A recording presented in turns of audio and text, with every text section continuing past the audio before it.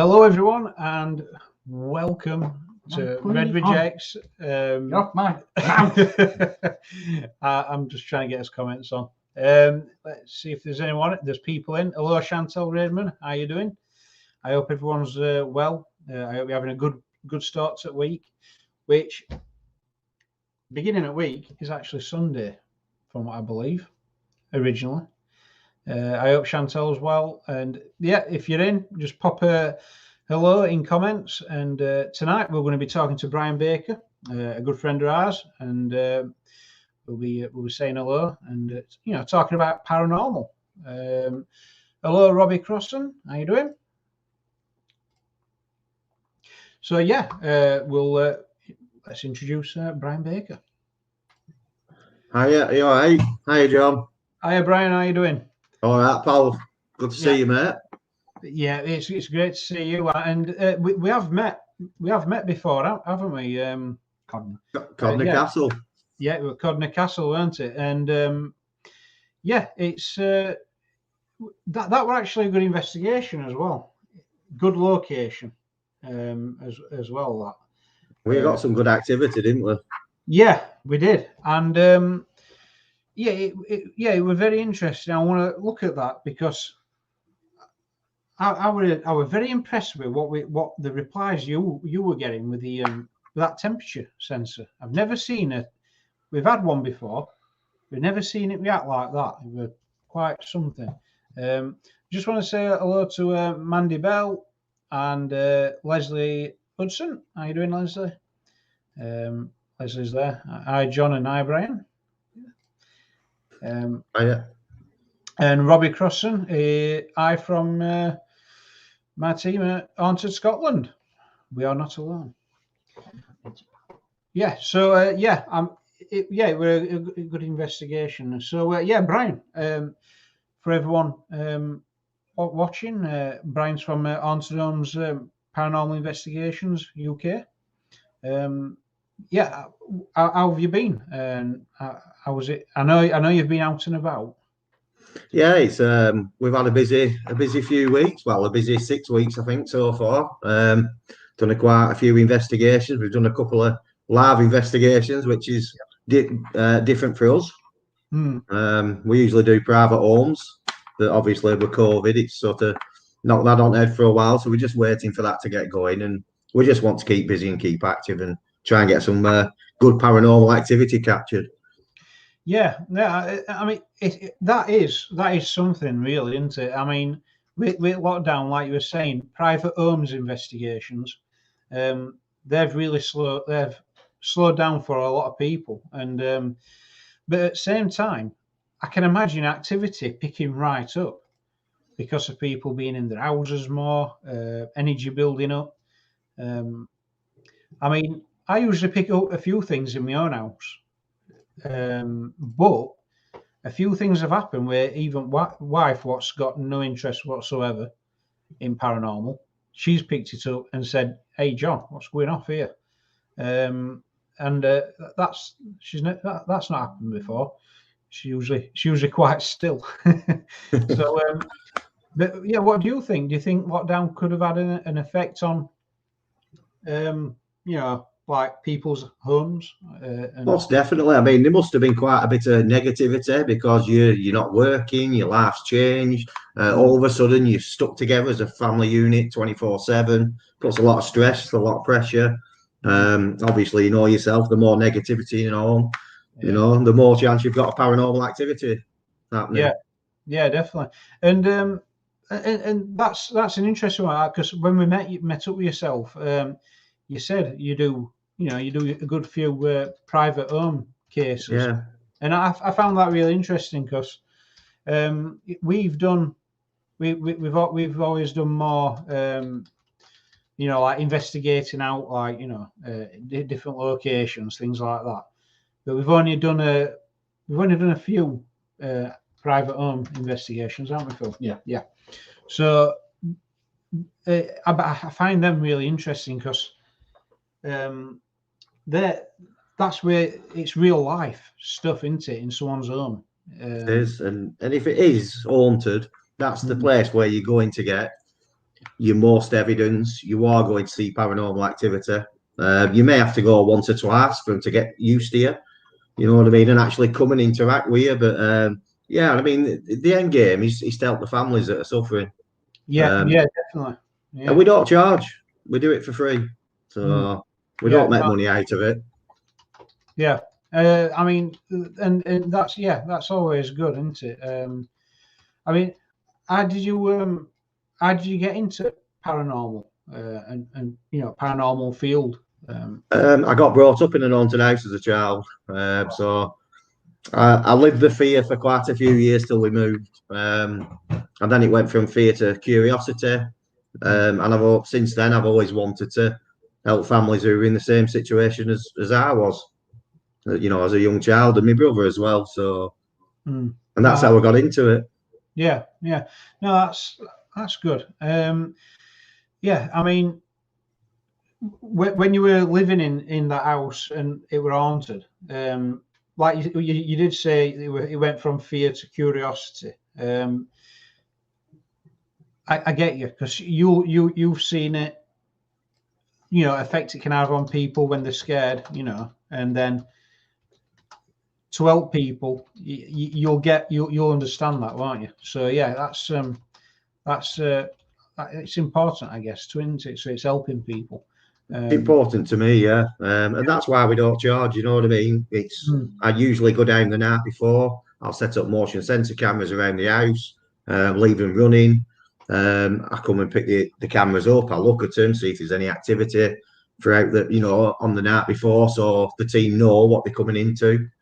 Yeah, there is quite a lot into it. We have a lot of good equipment, modern equipment. So yeah, if there's anything there, we can usually capture it. Yeah, no, that's brilliant. And so, how many is in your team? At the moment, there's 5 of us. There's myself. I have an urban explorer called Dave who finds all the abandoned locations for me, which, as you know, I go and check out. I have Lee. I have another gentleman called David who's a great investigator. And I've just got a new medium on board called Teresa who works with me remotely. But I'll tell you a story, John, about Teresa. I went to an house in Blackburn the other day, and she was doing the walk round with me because I didn't want to go in on my own. The people who own the house would not go in this house; they were terrified. And I went in. I said, you're going to have to leave. I said, just leave me to it. I'll set these cameras up, and I'm going to try and get some responses. And there was this big wardrobe. She says to me, "There's an initial on that wardrobe somewhere." And I looked all the way around it, and I turned the wardrobe around, and they were a letter J on the back of it. Now that's amazing, isn't it? Yeah, I mean, there's a few things there. I mean, did you say she works remotely? She works remotely. Yeah, she lives quite a way away from me. Yeah, I mean, so I came across this where I've known a couple of people and they've ended up working with me that way.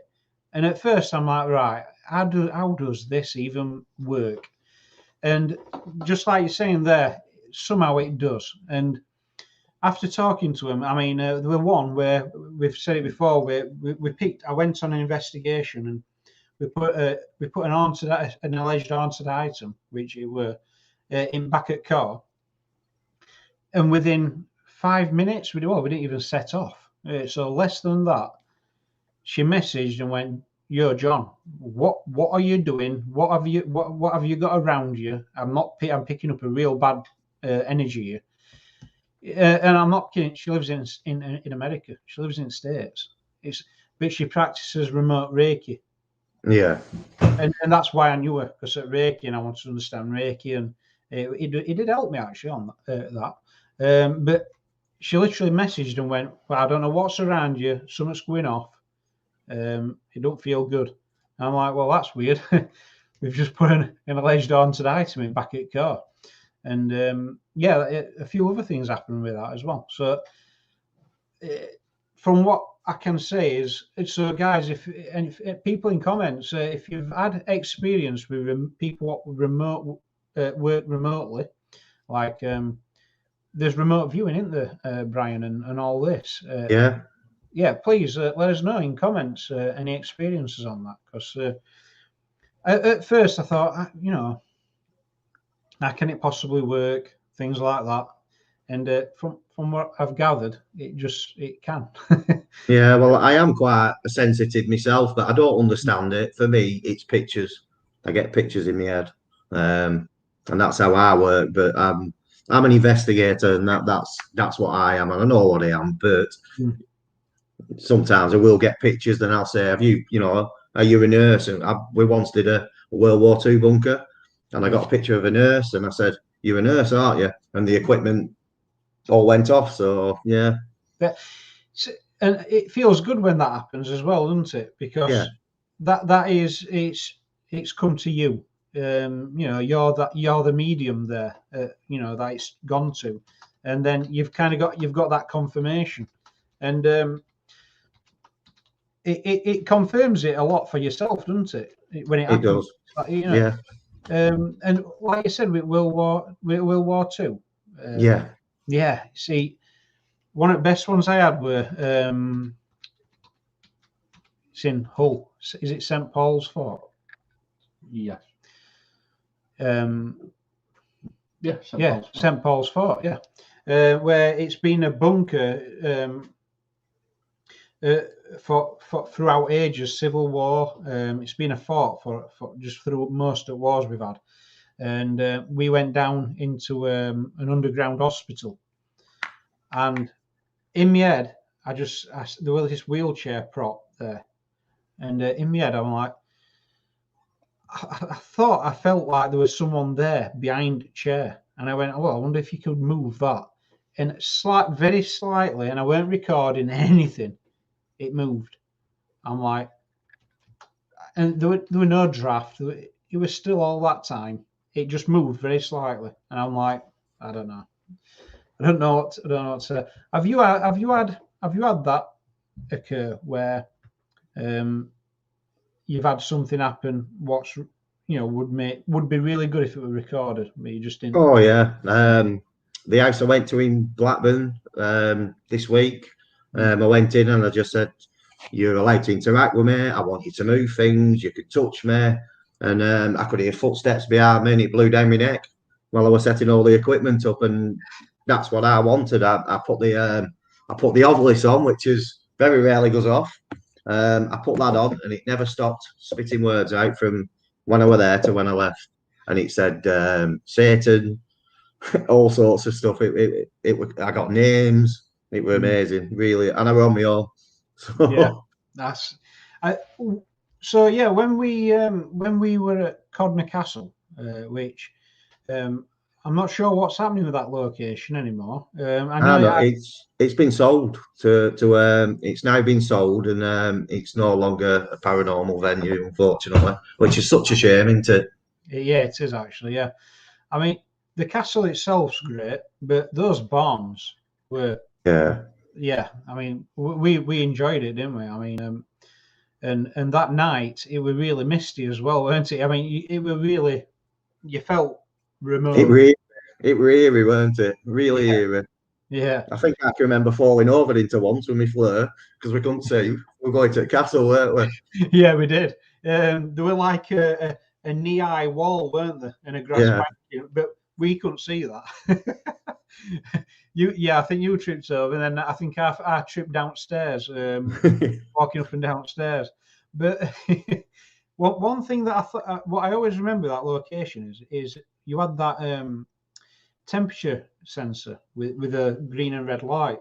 Oh yeah, I've got a few of them. I still use that. That's a great piece of equipment. Yeah, and what me and I Phil found it interesting is, yeah, I can't remember the name of it, but um, it was the interactions. We were asking questions. I mean, for one, temperature had to change. We're in a pretty much locked off room, Yeah, and we didn't just say we weren't just asking it to go off, which would be one thing. We were asking for green for yes and red for no, and it were actually happening.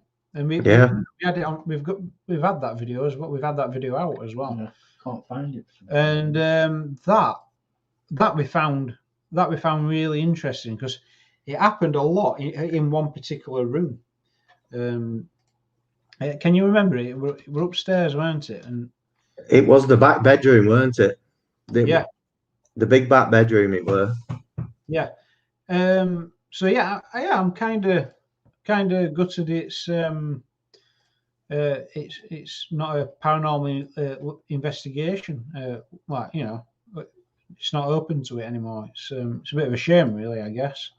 Yeah, I mean, we were the last team to investigate that place, and we did it with Ribble Valley Spirit Watchers, and it was and then obviously it's up for sale, so they wanted to sell it, so no more investigations, and now it's been sold. So Yeah, yeah. So yeah, I mean, so as far as equipment, have you got any particular that you find your favourite or your go-to one? the thermal link device that you just mentioned, that's my favourite, and also the cheapest. And my Flurry 8, the thermal imaging camera, that's amazing. PSB 11, phenomenal, and obviously your K2 meters. You just need them, don't you? Cat balls. Yeah. I take loads of equipment with me, but yeah, they're my main ones. That Yeah.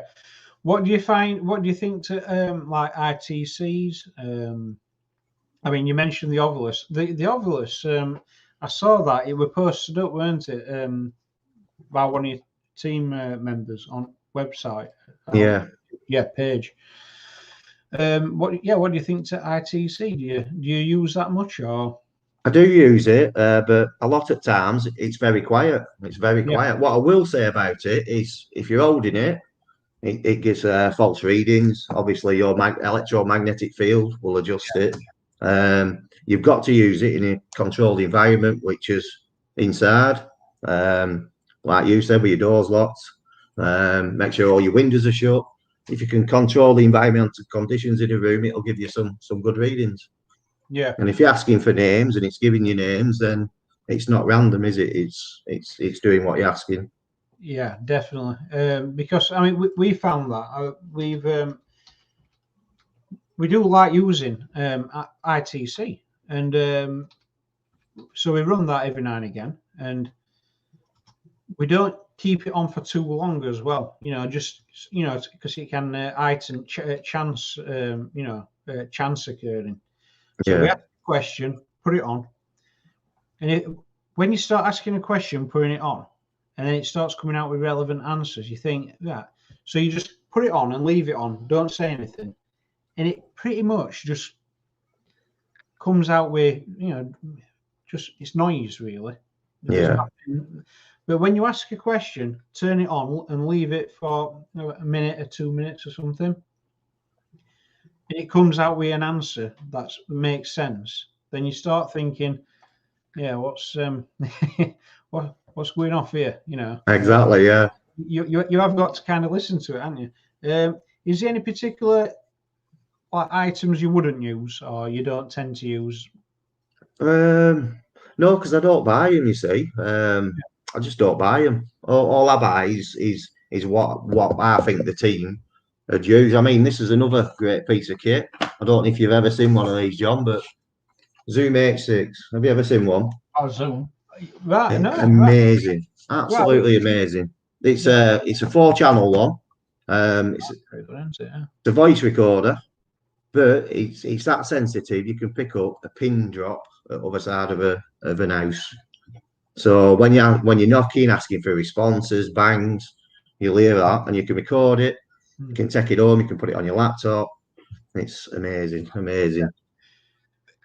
Am I right in saying that with one of those you can tell which direction as well?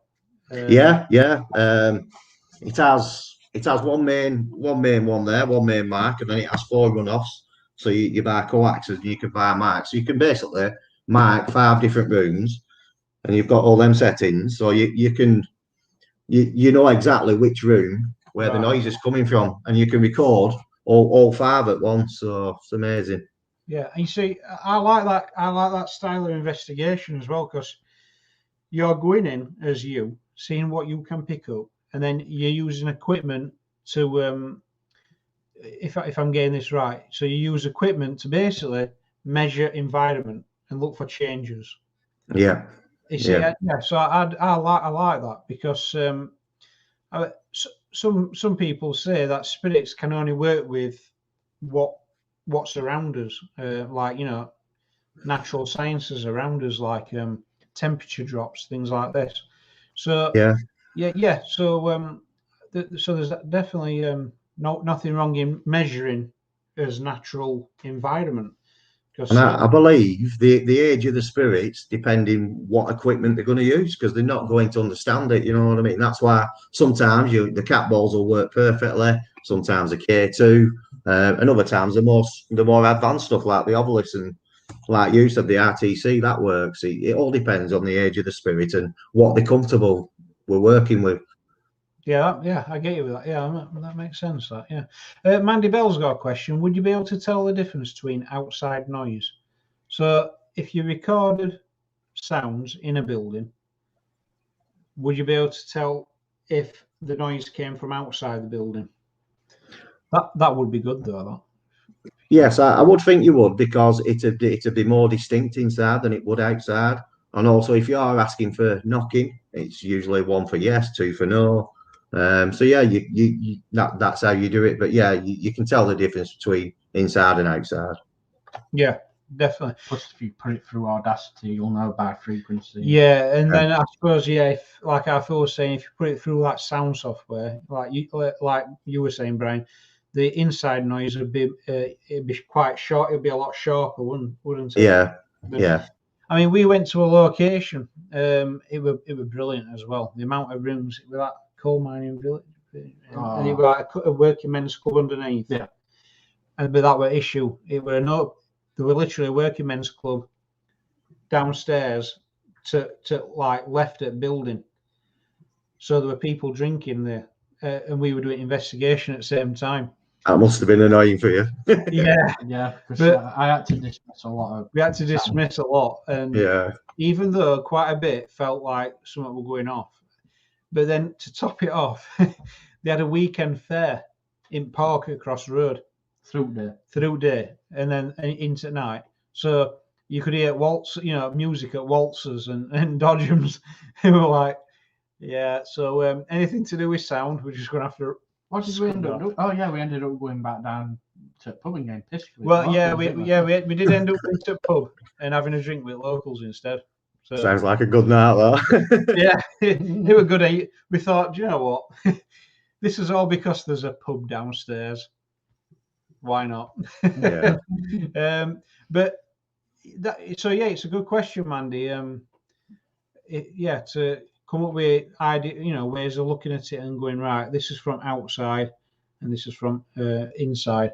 But like you're saying, Brian, even on recordings, you could tell what we're outside on that because it was like it's muffled into it through. It's got to come through windows and walls and yeah. So, like Phil said, you put it through Audacity, you can you can sort of bump up the volumes, and so you get a clearer picture. You can hear it a lot better by altering, adjusting the volumes, and so Audacity is good to run any of your voice recordings through. Yeah, definitely. Are you okay? Show picture. So Brian, also with your paranormal investigation work, you love photography as well, don't you? Yes, I do. I go all over UK, photographing abandoned locations. I love history. Obviously, there's been changes in building regulations in the last couple of years. So a lot of these listed buildings now, they're not safe. So I do like to go around, photograph them, and also take some paranormal equipment and see if we get any responses. And if we do, I take the team. Yeah, definitely. I really like it as well because we're just going to show a couple of your pictures. I love seeing them. I like that. There we go. Like this one. This is really good. I mean, I like it when you've got sun popping through there. Yeah. Left hand side, and I also like it as well because I mean I don't know where this is or what it is, but it looks historical to it. It looks like it's got history to it. I mean, you've got I know graffiti is not great, but you've got your modern graffiti there as well. So there's a lot of different time scales there. and then you've got nature around it as well. So you know, it does look old though, because that sandstone's pretty worn. I think it was about 1840, something like that. It was in a big stately home, was that? Ah, right, yeah, yeah. It looks like something from. You see, it reminds me. There's a few of these little like outer buildings on went with house estate. So yeah, that makes sense. That. But did you get any activity at that last one that we're looking at? No, because all I did was take a picture. It was during day. There was people about. The picture now was in a crypt. So, Yeah, and um, to take this picture, you actually did you put your lighting in there as well, didn't you? yeah. I take a lot of lighting with me. I take a lot of camera equipment, video recording equipment. Yeah, it's a real passion of mine, and like I said, you don't know how long these buildings are going to be standing for. So it's nice to have them photograph for history. Yeah, and I agree with that as well, because I'll tell you a story about what happened to me about an historical building as well. But oh yeah, I didn't see it said that actually until now. That it's a plague grave. Wow. I took a friend up there. I had Yeah. investigated that area probably 12 months prior. Right. Got a little bit of activity, not a lot, but you know, it's and it's an unmarked grave as well. I mean, that's terrible, isn't it? Play a grave, they don't even know who they are. Yeah. 1645. So, and there's a few of them. Is there? Yeah. Yeah, there's a few of them I scattered mean, about in an area. you can imagine, can't you? Like 1645, plagues happening. You know, there's going to be panic and fear and all these things. And like you said, yeah, it's unmarked. So yeah, it is. It's terrible, really. Yeah, but yeah, like you said, it's good to get those images. It's like recording history, isn't it? Yeah, Now this, I just find it really. I find it cool, you know. Cause yeah, yeah, is it? Fallen tree. Yeah, it is. But it's just how it's all positioned. Yeah, it's pretty good that. yeah, But yeah, again, that's what I think that's a good thing to mold paranormal in with photography and like you said history as well. Um, the next one is that the barns because like you said you don't know how long these buildings will be around. Like no, even things like this, like I love it. You're driving through Peak District, for instance, and you'll see these scattered about at side of the road, and you look at them, you think, right, it could be just a small building part at farm once, but you never know what happened in there. no. So I think. Sorry, John. Go on. no, I like to check them out, mate. So um, yeah. What you were going to say there? I guess, Well, I do have an Instagram page, Haunted Homes UK. I take loads of photos everywhere I go. I make most weekends, if not investigating, exploring, and taking photos. And like I said, I do take equipment in. Some of the scariest locations I've ever been in have been abandoned farmhouses, abandoned care homes, where we've had some amazing activity. yeah. We was down Wales 6 weeks ago. I was terrified. I was absolutely terrified. We did an investigation in there, and I couldn't wait to get out of there. It was unbelievably active. Wow, really? Yeah, You see that interests me because when we were here, you know, I could tell you weren't so you're not someone that you've been to a lot of places, so you're not going to get scared that easy. So no, what no. was this place like? That's Um, amazing. I'd been and I'd explored it, and it was lovely during day. And then at night, I took a team member down. Um, there were loads of banging, there were loads of scratching, there were growling.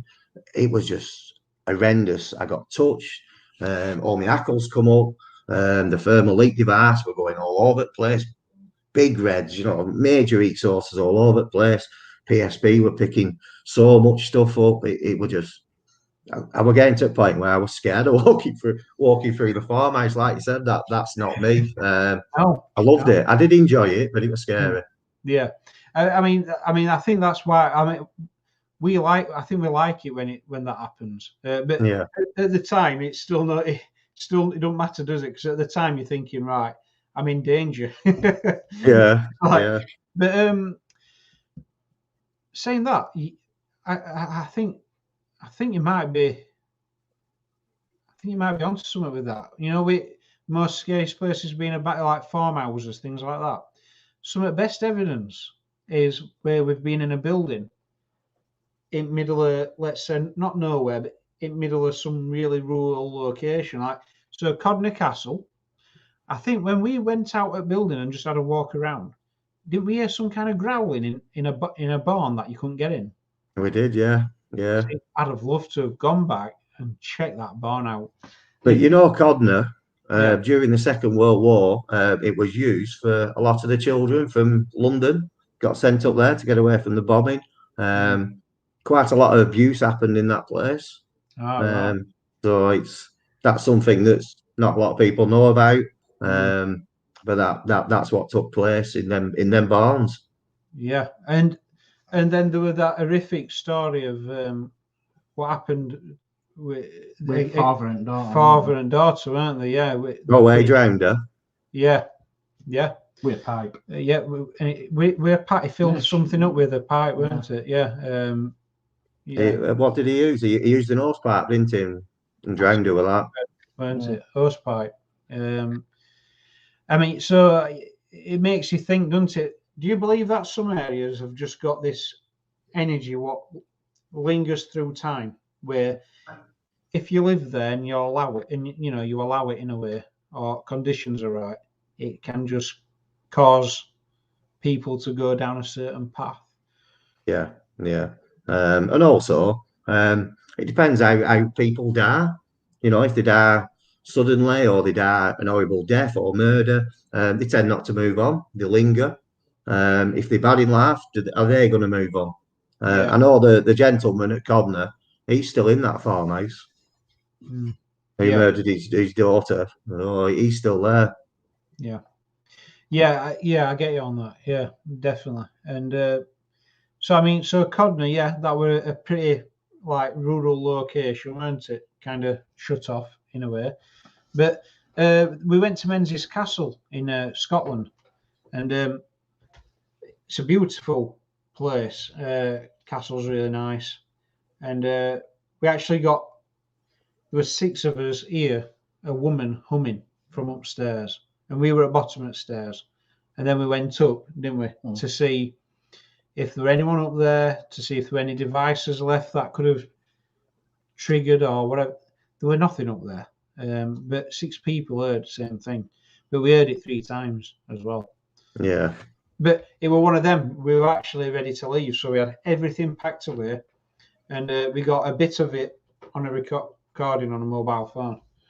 So, but that, couldn't believe it. But yeah, I think we're looking at those kind of locations. It's something else. Do you what's your thoughts on activity from like non-human energies? Or the demonic. Well, not like more like elemental nature spirit kind of things. I mean, they do happen, but I think they are quite rare. Yeah. They're definitely rare. I think you've got to be tuned into them. Yeah. You know, you've got to be tuned into the environment and to them to sort of pick up on them. Most definitely, you know, elementals are there. Without a doubt, you know, you've got demons, you've got angels, they're all there. It's just, are they in that place? You know what I mean? Yeah, quite rare, isn't it? I mean, as it comes to demons, I think sometimes we get a little bit of negative from a place, and so it might be easy for some people to just go, it's demonic. Yeah. But, sometimes it can be just it could be just a grumpy guy what passed over. He's now a grumpy spirit.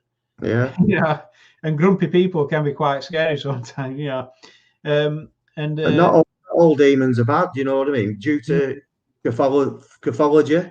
They sort of pigeonholed them, and a lot of these fallen angels suddenly become demons. But you know, they were very benevolent up until that point. So you know, they're not all bad, and you know, some of them do work and look after humans. It's you know, some can be spirit guards. It's how it is. Yeah, no, definitely.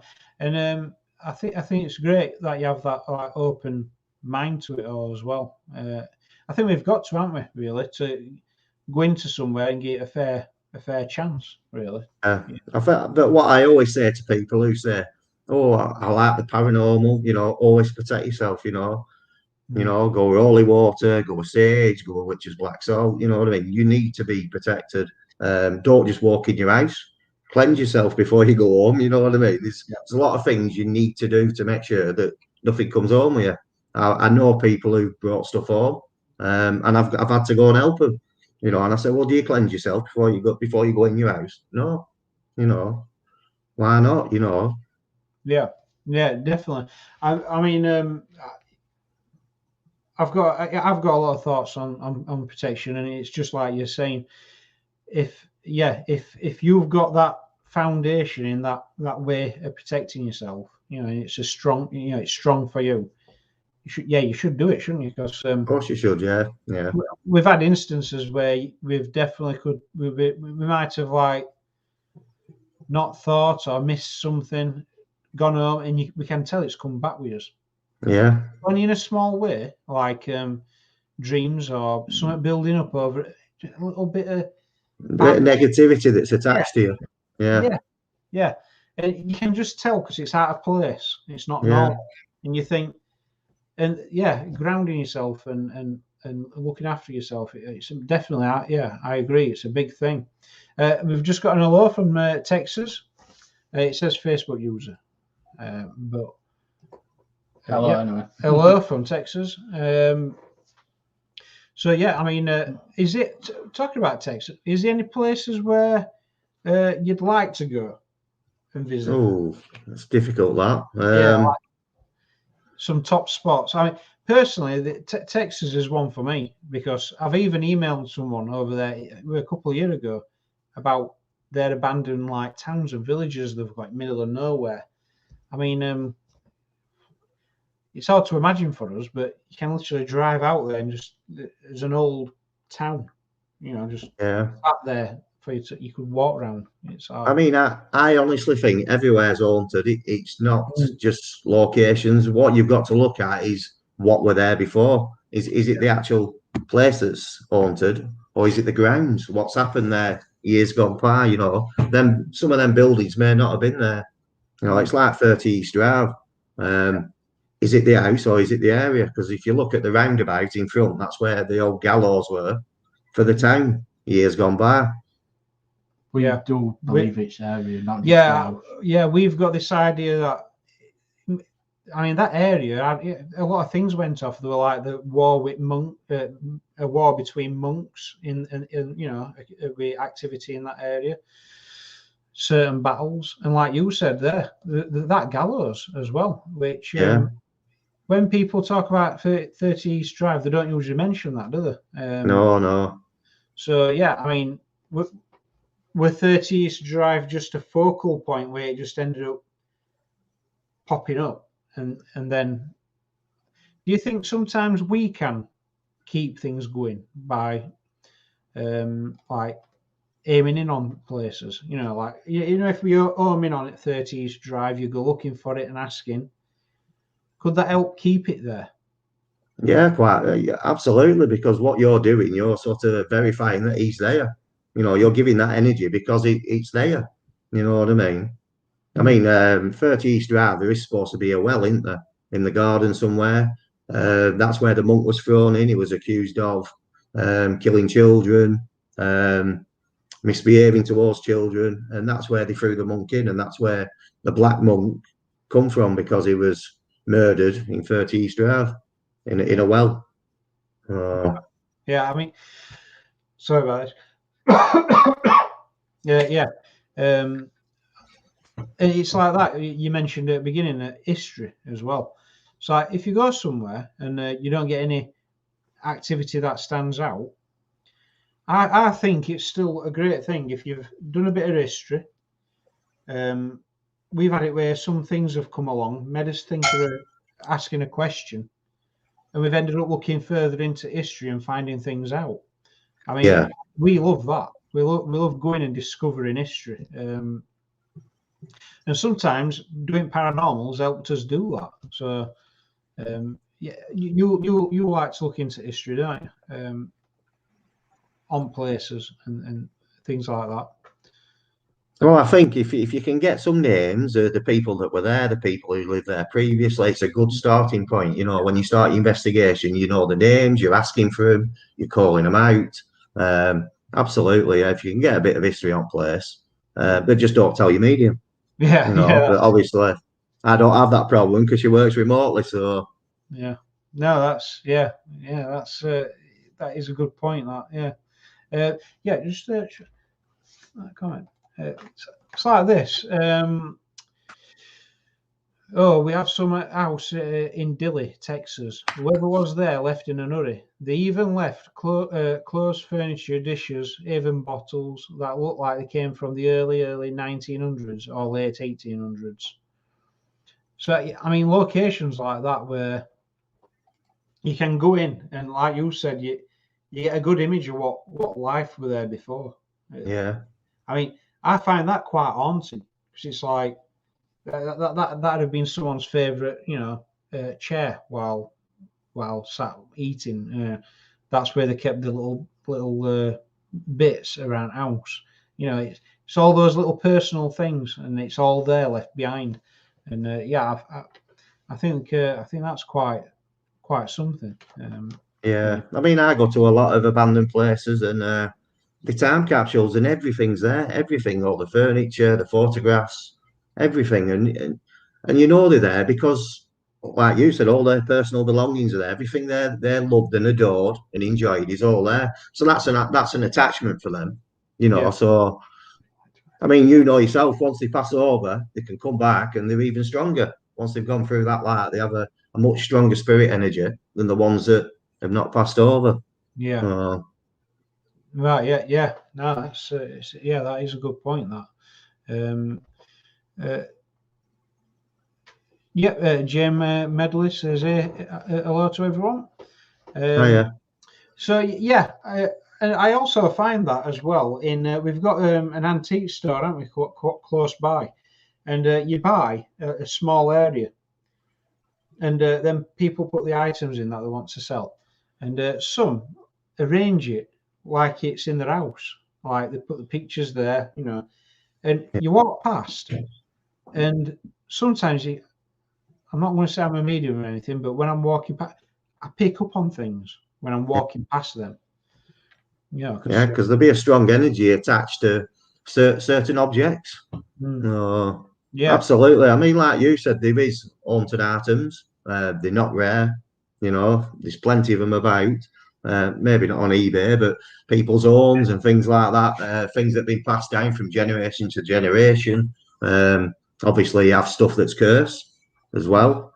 I mean, there's all sorts. I mean, with the house, there's some. It's not sometimes. It's not just hauntings. There can be curses as well. You know what I mean? Passed down from generation to generation.